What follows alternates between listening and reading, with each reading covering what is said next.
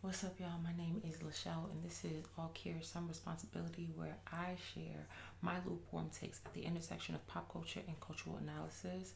Everything I say here is my opinion, and you can take it, but I really prefer you leave it and come up with your own. While I care deeply about the things that I say, I take very little responsibility for what you choose to do with them, and results may vary. So, today I want to talk about the Lindsay Clancy case. And most of us probably already know what this case is about and are aware of it because it is nationally televised. But for those of you who aren't aware and just need an overview, Lindsay Clancy is currently on trial for the murder of her three children before attempting to take her own life by jumping out of a window. The prosecution in this case is trying and failing miserably, it would seem, to convict her for premeditated murder. Her defense, however, is putting on a master class for what I think will end up being a not guilty by reason of mental health issues. That's not like the language that they actually use in the Massachusetts court, but it's an insanity plea nevertheless, right? And so that's the overall case in just in 30 seconds. As for me right now, instead of talking about the case as a matter of like facts and recaps, I just don't think I need to do that because other creators have done a really good job and have been keeping up with it every single day. So y'all should definitely tap into some of them. But I want to join the case and this discussion more as a black mom and a black woman in the reproductive justice and black maternal healthcare space and some of the stories that are being highlighted within this context. So, for those of us who actually exist in these spaces and just black women in general, we know that there is a racial bias that exists within motherhood in the United States, right? Race is this inescapable force that permeates every facet of American life and to extent on the global worldview as well. This case is no exception to that, right? So, around the world right now, I think what's happening is that black women, black mothers, and myself included are currently trying to reconcile the empathy and compassion that we feel for Lindsay in this moment with the resentment and exasperation of knowing that if it was any of us, we just would not be afforded the same privileges. And I know privileges can be a trigger word for some people, but we do need to call that what it is. And I get it because it is a very unfortunate case in which a mother is on trial for the potential murders of her three children. Three children are gone, but and still there is a level of privilege that is being played out within this trial as we watch it in real time. We know that within the black maternal health care space and reproductive justice, black women are afforded an underwhelming support for our health postpartum, right? We are often given and are provided with less care after birth. We have higher rates of death postpartum, and we have higher rates of complications after we give birth. We're at an increased risk for postpartum depression. And yet, in all of these cases, even when we fall short, unfortunately, and in the event that our kids potentially lose their lives by our own hands or by some other accidental means, the context at Lindsay is strongly being provided by her defense. Again, masterfully. It's just not something that is often considered for black women. And real time examples are being given of this, particularly with the case of Latasha Sanders.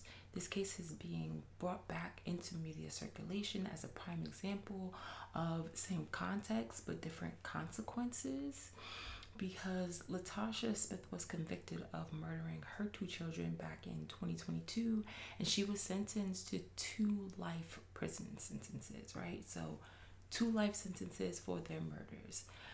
What makes this case so interesting and so appalling is not just the deaths of her children, again, a really unfortunate, untimely event, but despite all of that, She had the same judge, the same district attorney that prosecuted her, and yet her defense was denied the opportunity to present her mental health history and her state of mind at the time of the alleged crime. So her mental health did not take the stand. What we know now is that her case has been granted an appeal by the Supreme Court, and this is the state Supreme Court, I believe, definitely not the U.S. Supreme Court. But her state Supreme Court has granted her appeal because they have decided that she was not given a fair trial because her mental health history and state of mind at the time of the crime was not presented. So we know that in hindsight, she was not afforded the same privileges that we now see happening in real time for Lindsay Clancy. And this is not some one-off thing that just happens, right?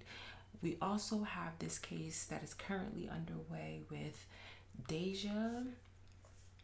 Deja Coleman is a single mother of 3 who one child is also autistic.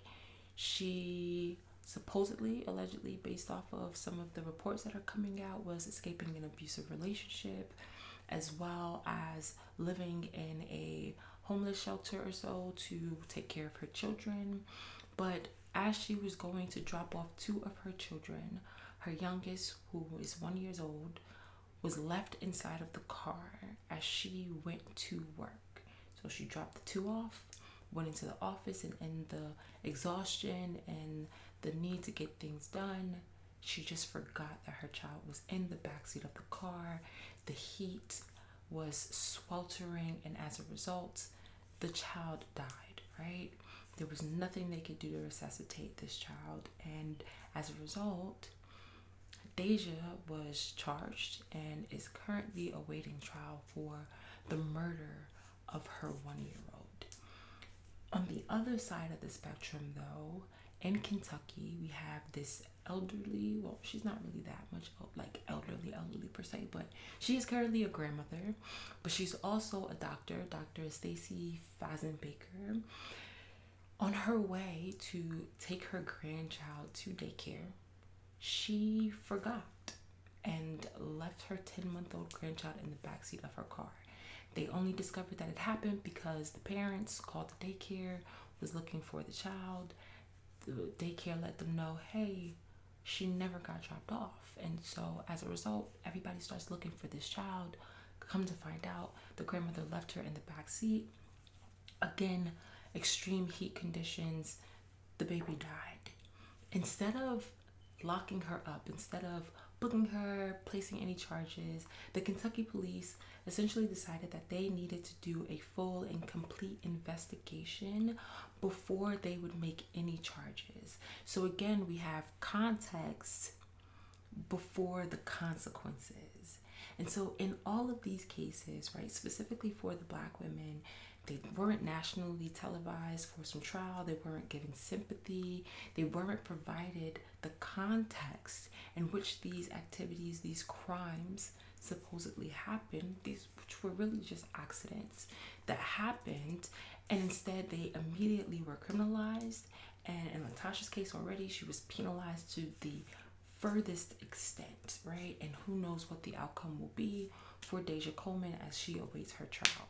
But over and over again, Black women, Black mothers are more severely penalized for being human enough to break throughout the course of motherhood and the postpartum experience.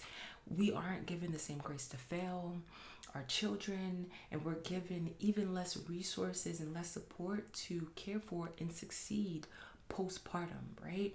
So women who are often going undiagnosed because they don't have the same access to therapists or psychiatrists and healthcare in general, women who may go to the doctor and they're being completely ignored because Black women are often ignored when we go and seek help. We're not supposed to need help. We're supposed to be able to withstand the pain. We're not supposed to be in need, right?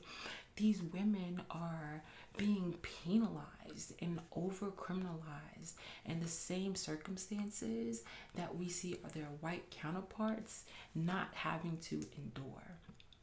And I think as this case was going on, many women who were watching, specifically Black women and Black mothers, were trying to put a finger on what about this case made it a little bit more challenging, not because we didn't believe Lindsay or that we think that her defense isn't viable, but just something about it really was itching underneath the surface of it. And I know for me personally, this is something that's a very personal experience because I experienced postpartum depression. It took me years to recover after my pregnancy, and I never really fully came out of the rut. But I think there are so many women who look like me and who are watching this case who find themselves in the same or similar circumstances as Lindsay, right? And they do not receive the same level of grace, sympathy, and certainly not the same level of humanization that we're currently witnessing as this trial continues, right? And gets underway. We see throughout this course of this trial, her defense and us across the nation are really putting a human face to the actions that may or may not have occurred.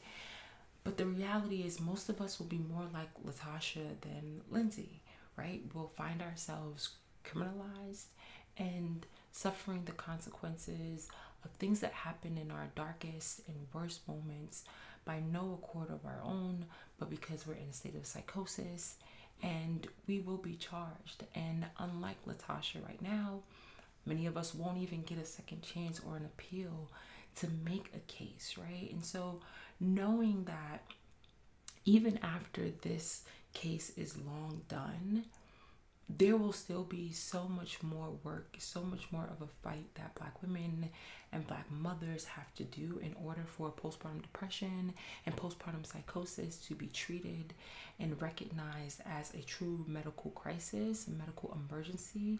But not only that, one that Black women and Black mothers can and do experience and should be given the same context and grace in the event that it turns into something that harms our children or ourselves or someone else around us, right? It's a terrible thing to say, but I think that a win for Lindsay in this case won't necessarily be a win for Black women. We'll know that there is a precedent for it. We know that it is a legitimate defense in the event that the worst case scenario occurs, but will it necessarily change the outcome? Who knows? It probably won't in some cases, right? We'll still be demonized and punished for things that happened as a result of accidents and mental health issues. And that will still be another day in America. And so while I hope that even if by some stretch of imagination the jury decides that Lindsay did indeed kill her children, I do hope to see that Lindsay will be granted some form of leniency because of her mental health issues and the state of her mind at the time of the crime, right? But even more, I'm hoping that this conversation continues to happen and that it changes the trajectory of what it means to be a Black woman or a Black mother suffering from postpartum depression and postpartum psychosis. But truthfully, myself, the women like me in the Black maternal health spaces and reproductive justice spaces will really just be waiting to see how this trickles and impacts the work that we have done and will continue doing, right? All that to say is that I just wish that Black mothers and our misgivings could be just as human as Lindsay Clancy in the future, and that more care and consideration is given to this very, very real medical emergency that is postpartum depression and postpartum psychosis. So that's my take, my thoughts and opinions. You can take them, but I really do hope that you will leave them and come up with your own. And when you do, drop them in the comments, like, subscribe, stay in touch, and tap in with me. Until next time.